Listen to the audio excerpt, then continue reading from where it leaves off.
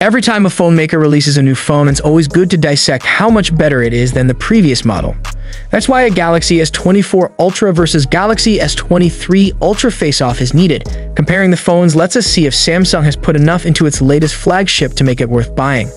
Last year's Galaxy S23 Ultra Long held the titles of Best Phone and Best Camera Phone thanks to its excellent quadruple camera arrangement and packed features, so beating that device will be a tall order. With the newer Galaxy S24 Ultra, however, Samsung appears to be focusing more on AI features to differentiate its latest flagship.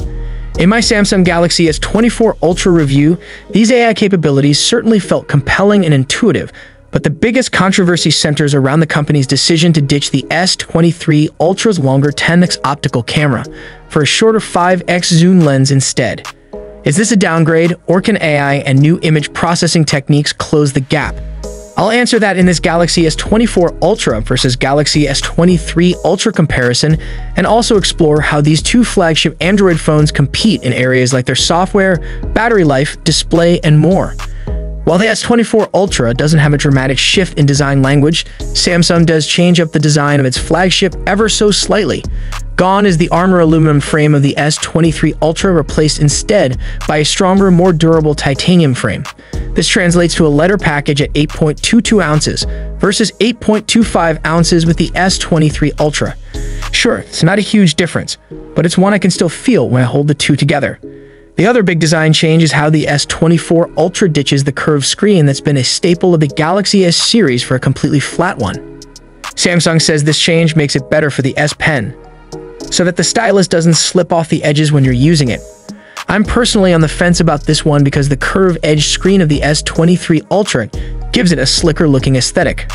And finally, Samsung reduces the bezels around the S24 Ultra screen by 42%. I see it most with the bottom edge of the S24 Ultra, which lets the display hug closer to the edge than before, along with the smaller cutout of its front-facing 12MP camera.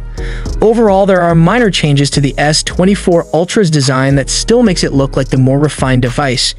If you compare Galaxy S24 Ultra versus S23 Ultra specs, you'll realize that both phones are rocking 6.8-inch QHD Plus dynamic AMOLED 2X displays.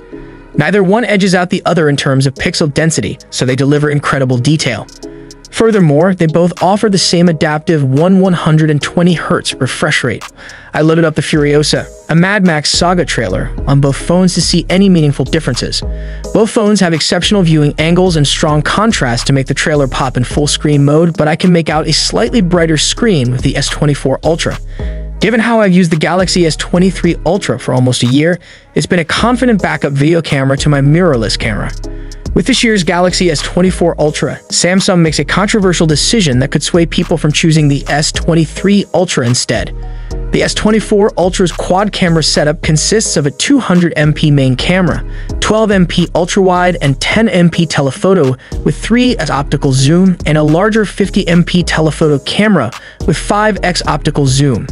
That last telephoto camera is central to the controversy because it's a 10MP telephoto with 10x optical zoom, accompanied with a 200MP main camera, a 12MP ultra-wide camera, and 10MP telephoto with 3x optical zoom. Most people will look at the 10x and 5x optical zooms and automatically presume that the S24 Ultra is inferior, but Samsung claims the larger sensor on the new phone effectively gives it the same optical quality performance as its predecessor. Before I detail that, let me briefly explain how their cameras stack up in different modes and conditions. There's very little gain with photos captured by their main cameras of the S24 Ultra and S23 Ultra.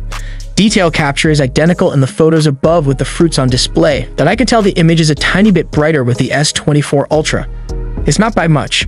You can see how the wooden crate is exposed more, whereas the S23 Ultra casts a stronger contrast. I like how the S24 Ultra handles portrait mode better, mainly because of its warmer color temperature, stronger contrast, and bolder colors. Even though the background blur is more exaggerated, the S23 Ultra's portrait shot looks dull and subdued, which is exemplified by its colder color temperature.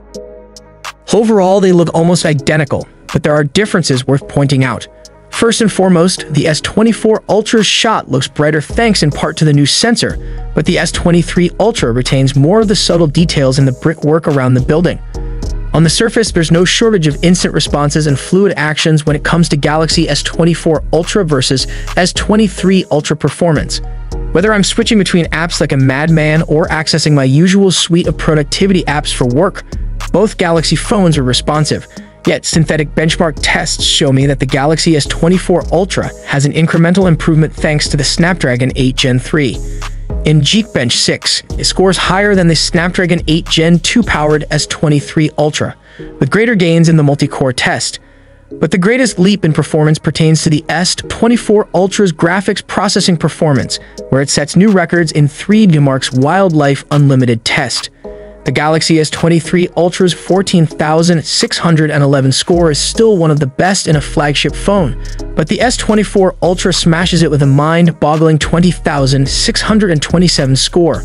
And since the Galaxy S24 Ultra supports ray tracing and better cooling thanks to a larger vapor chamber that's almost double the size of the one in the S23 Ultra, it's better at staying cooler and handling graphically intensive titles. I tried out Diablo Immortal, one of the few titles that support ray tracing, and I love how the game feels a bit more responsive. There are two glaring qualities about the Galaxy S24 Ultra: its $100 price increase and weaker 5x telephoto camera performance. Knowing that the gains are minimal in my opinion around the overall camera performance, you might think there's not as much incentive for going with the S24 Ultra. That's far from the truth, because the processing might of its Snapdragon 8 Gen 3, brighter display, and longer-lasting battery endurance are enough to justify the Galaxy S24 Ultra's higher cost. But when I also factor in all of its useful and intuitive Galaxy Eye features, they easily validate the S24 Ultra worth over the S23 Ultra. Only time will tell which Galaxy Eye features the S23 Ultra will add and whether the experience will match the Galaxy S24 Ultra's seamless use of AI, so it may pay to wait. Still, if you're deciding between the two right now, there's no reason not to go with the newer Galaxy S24 Ultra.